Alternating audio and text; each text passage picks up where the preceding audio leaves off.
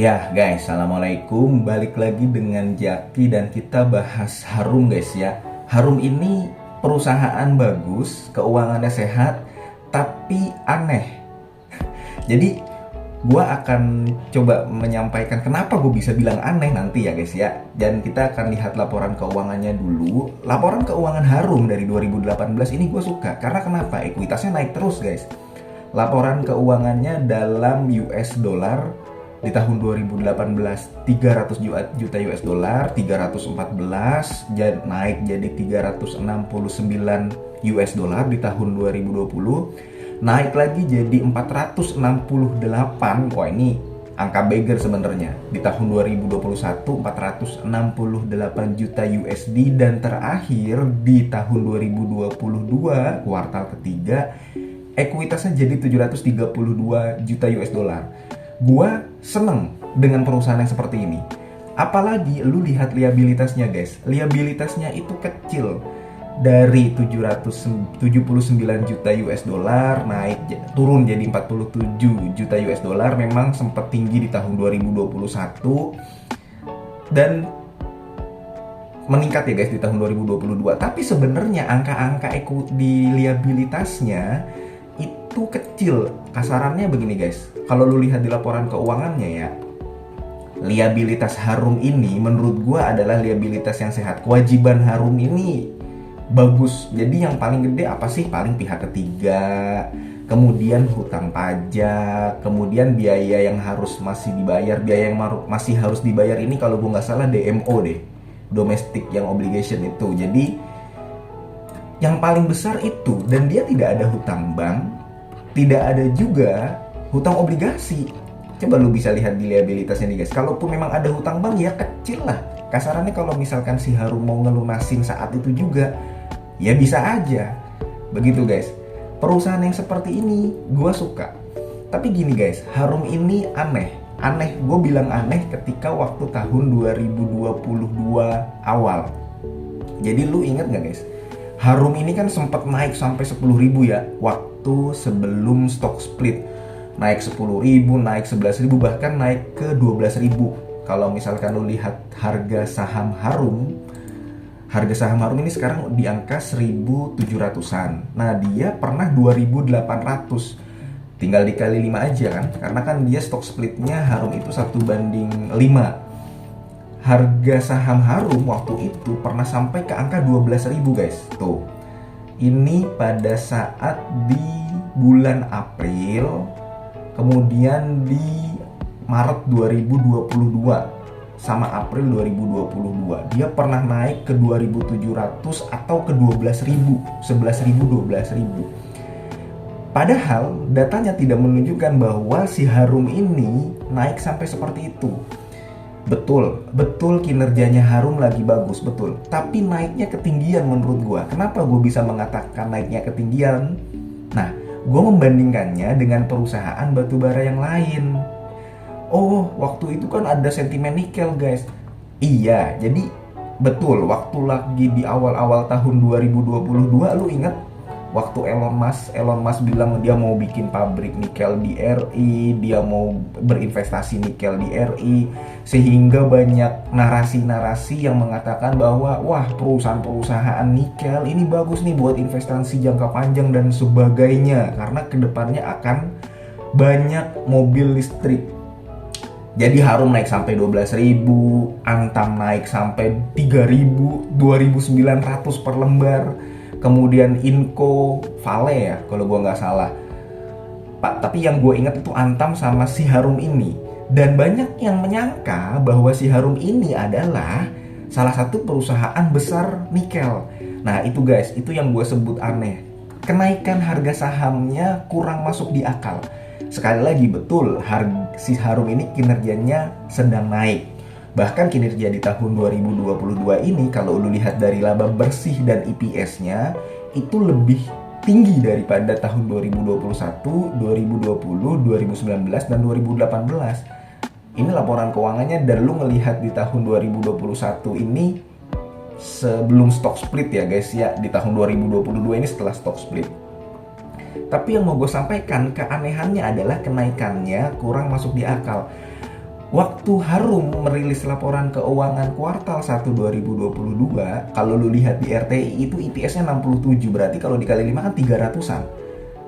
Dengan harga saham yang saat itu mencapai 10.000, 11.000, 12.000, menurut gua kurang masuk akal. Kenapa? Lu bandingkan dengan kayak ITMG, kayak PTBA, kayak Adaro, kayak MBAP, ABMM, kenaikannya biasa-biasa aja, pernya kecil, sedangkan si Harum ini pernya jadi tinggi banget karena kan harga sahamnya naiknya naik tinggi, dan kenaikan harga sahamnya itu dibarengi dengan informasi bahwa Elon Musk ingin investasi dan membuat pabrik nikel di RI, sehingga ya saat itu Antam juga naiknya itu parah banget sampai 2.900 guys. Nah, yang mau gue sampaikan adalah begini, kita perlu mengklarifikasi apakah benar si Harum ini dia memiliki bisnis nikel. Harum betul memang punya. Lu boleh lihat laporan keuangannya, Harum itu punya anak perusahaan namanya THN ya. THN ini adalah Tanito Harum Nikel. Jadi memang dia baru didirikan di tahun 2020 dan dia punya anak perusahaan juga, Nikel Industry Limited. Jadi memang ada nikelnya si Harum ini. Betul, dia punya anak perusahaan yang di nikel. Hanya saja kalau kita lihat pendapatannya guys, per September 2022 ya, itu paling besar penjualannya, kontribusi nikel masih minim, dan paling besar penjualannya ya masih batu bara. Jadi Harum ini sebenarnya masih batu bara. Penjualan terbesarnya, otomatis pendapatan terbesarnya ya juga masih dari batu bara. Kan pendapatannya si Harum ini di tahun 2022 per 30 September itu 692 juta US dollar guys. Naik berkali lipat daripada tahun 2021. Lu boleh lihat langsung ke catatan nomor 22 guys. Kita klarifikasi aja, kita realistis saja bahwa si Harum itu sendiri, penjualan yang paling besar itu adalah pendapatan dari kontrak dengan pelanggan penjualan batu bara ekspor. Itu sendiri 618 juta US dollar. Nikelnya banyak nggak? Belum berkontribusi banyak. Jadi sama kayak, lu tahu ini nggak guys, Indi motor listrik yang Alfa. Betul, kinerjanya bagus, betul. Hanya saja banyak yang menarasikan bahwa oh ini penjualan motor listrik. Sedangkan penjualan motor listrik di Indinya itu sendiri ya belum berkontribusi banyak. Seperti itu. Jadi sebenarnya Harum ini ada sentimen nikel itu. Kalau gue melihatnya guys ya, tentu saja ini pendapat pribadi gue dan pastinya akan ada pro kontra, ada pendapat yang berbeda. Kalau lu ada perbedaan pendapat silahkan lo bisa sampaikan, karena yang gue lihat seperti itu. Ada sentimen nikel di Harum sehingga harga sahamnya naik tinggi. Harum bukan naik sendirian tapi lebih dulu dibanding saham-saham batu bara yang lain. Nah, kita perlu mengklarifikasi bahwa sebenarnya kalau dibandingkan dengan perusahaan batu bara yang lain, kenaikannya ini kurang masuk di akal. Kalau sekarang lo tahu nggak guys Bayan? Nah, gue melihatnya si Bayan ini lagi sama kayak Harum. Bayan itu kan stock split 1/10 guys ya. Sekarang harga sahamnya udah 14.000 per lembar. Kalau per lot itu adalah 1.400.000-an. Kalau si Bayan belum stock split, maka Bayan itu per lotnya sudah 15 juta. Dia udah 150.000 per lembar. Kalau bandingkan dengan perusahaan kayak ITMG, gue salah satunya menghitung suatu kenaikan harga saham atau tidak. Satu guys, yang paling dasar itu dari EPS. Lu lihat EPS-nya.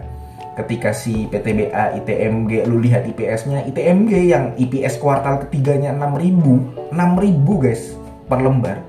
Harga sahamnya masih di angka 40.000. Coba, kalau misalkan lu disuruh memilih, mending mana Bayan sama ITMG? Bener, semuanya punya pasarnya masing-masing. Tapi kalau retail macam kita mending mana? Kalau gue jelas mending milih ITMG. Bayan bagus nggak? Bagus. Cuman kalau udah naik begitu jangan kita kejar. Jadi poinnya di sini adalah bukannya kita tidak boleh membeli Harum, bukannya kita tidak boleh berinvestasi di Harum. Harum sekali lagi gue katakan bagus. Harum sekali lagi gue katakan perusahaan dan keuangannya sehat. Dilihat dari ekuitasnya, asetnya, liabilitasnya sehat.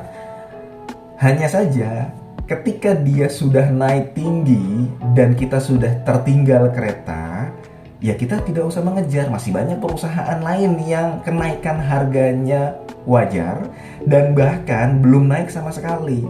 Seperti itu. Kalau misalkan punya Harum di harga bawah, punya di harga 1.500, ini sebelum stock split ya guys, kemudian naik sampai 10.000, ya nggak apa-apa juga, bagus itu. Tapi kalau udah mulai ke 9.000, 10.000, 11.000, wah ini udah nggak masuk akal. Dilihat dari EPS-nya, nah lu jangan masuk di sini, seperti itu. Sama sekarang kejadian di Bayang. Bayang naik tinggi terus, naik terus. Orang pada merah ya, IHSG-nya Bayang naik sendiri kemarin sampai naik 19% di hari Senin. Kemudian hari Selasa naik 14% lagi, naik terus. Ya kita jangan kejar. Itu guys, gue mau menyarankan hal seperti itu. Tapi kalau misalkan lu tetap mau mengejar, silakan. Nah terus Harum bagaimana proyeksinya? Harum proyeksinya masih bagus. Kalau gue lihat harga wajarnya Harum ini di angka 2.500. Kita ngomongin setelah stock split. Sekarang kan harga sahamnya 1.700. Harga sahamnya, harga wajarnya itu gue menghitungnya adalah 2.574. Jadi base buy-nya dan gue mungkin akan berpikir untuk membeli Harum ketika dia menginjak di, ya potong MOS aja sama seperti video sebelumnya, MOS 50% di angka 1.200. Kalau udah 1.237, ya ini Harum patut dipertimbangkan. Tapi kalau misalkan di harga 1.700, ya masih mahal menurut gua. Oh kalau begitu susah dong nyari perusahaan yang bagus kemudian yang harganya under value. Kan kalau kita ngurangin dari harga wajarnya itu memang susah. Betul, memang susah. Mencari emiten yang di Bursa Efek Indonesia harganya masih under value kemudian masih bagus, itu sulit. Investor-investor yang udah ternama aja, coba lu lihat guys, investor yang udah ternama itu dia perlu banyak baca laporan keuangan sampai dia benar-benar menemukan saham yang benar-benar under value dan bagus. Makanya kayak Pak Lo Keng Hong dan senior-senior investor lainnya ya guys ya. Ini kita ngomongin investing guys ya, bukan spekulasi, bukan untuk mengejar kereta. Kalau kita membicarakan investasi guys, sepemahaman gua dan yang gua pelajari dari orang-orang yang lebih senior, orang-orang senior ini pemilihan saham-sahamnya pasti aneh-aneh. Sebenarnya bukan aneh-aneh, tapi nggak familiar di kalangan masyarakat. Kayak Pak Lo Keng Hong beli Deal, kemudian beli Gajah Tunggal. Oke lah, kita nggak ngikutin Pak Lo Keng Hong banget, karena kan dia duitnya banyak, napasnya panjang. Tapi ternyata memang sesulit itu menemukan saham yang bagus dan harganya murah. Harum, sahamnya bagus. Hanya saja naiknya ketinggian, dan ketika naik ke 10.000 sebelum stock split, wah gue bilang ini udah dilihat dari EPS-nya kurang masuk akal. Makanya untuk melihat harga saham apakah kenaikannya normal atau tidak, lu lihat dari EPS-nya, kemudian lu bandingkan dengan sektor-sektor yang serupa. Ya Harum berarti lu bandingkan dengan sektor batubara. Hati-hati nyangkut di saham yang kenaikannya nggak masuk akal guys. Contoh apa? Banyak di tahun-tahun 2020-2021, bank-bank digital, bank-bank kecil guys. Lu bisa bayangin nggak harga saham 19.000, 18.000, 15.000 per lembar, EPS-nya cuma 1 perak. Coba, sekarang harga sahamnya kemana? Ya ke 4.000. Kayak Goto, kenapa ARB berkali-kali guys sampai saat ini? Karena memang bisa dijelaskan secara fundamental. Banyak yang bertanya kenapa nggak disuspend. Karena memang penurunannya menurut gua wajar. Karena penurunannya wajar, ngapain disuspend? Memang Goto itu EPS-nya masih minus. Kenapa Goto masih minus? Karena memang dia belum membukukan keuntungan, kemudian dibagi deh tuh kerugiannya sama banyaknya jumlah lembar saham. Jadi begitu guys ya. Ini untuk Harum, sekali lagi gue melihatnya masih bagus, dan gue akan menunggu kalau misalkan Harum turun. Sama kayak Telkom guys, Telkom gue juga lagi nungguin. Kalau misalkan turun, gue nggak suka Telkom. Tapi kalau memang turun dikasih harga murah ya beli, kayak begitu guys. Jadi itu guys ya, kita perlu melihat EPS-nya untuk menilai suatu kenaikan harga saham itu murah atau tidak, masuk akal atau tidak. Dan sekilas pembahasan mengenai Harum, mudah-mudahan video ini bermanfaat. Semoga lu sehat selalu. Harum ini salah satu saham yang di request oleh teman gue guys, teman di YouTube. Dan tentu saja ini bukan ajakan jual atau beli, dan ini merupakan pendapat pribadi. Apabila lu ada pro kontra atau perbedaan pendapat, boleh lu komen di bawah, karena biasanya nanti gue menemukan informasi dan gue juga biasanya belajar dari orang lain guys, seperti itu. Oke, Sekian aja video dari gua, mudah-mudahan bermanfaat dan lu sehat selalu. Kita ketemu lagi di video selanjutnya. Wassalamualaikum warahmatullahi wabarakatuh.